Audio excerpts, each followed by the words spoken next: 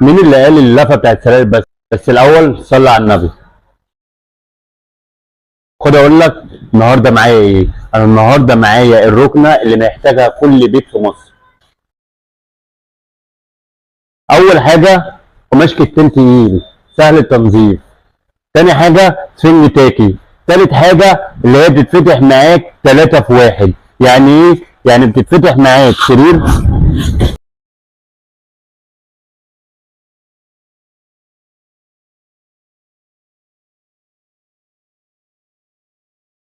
لو ست البيت اللي مش لاقيه تخزن فين،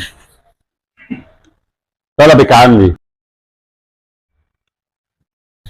وكده تمشي كنبه لوحدها. وهنسيب هنا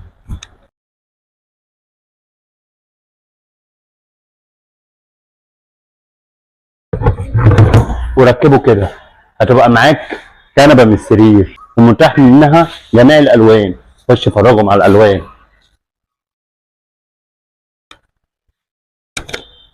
والله عنواني ما بعيد، شبرا الخيمه 15 مايو قدام قهوه اسكندريه.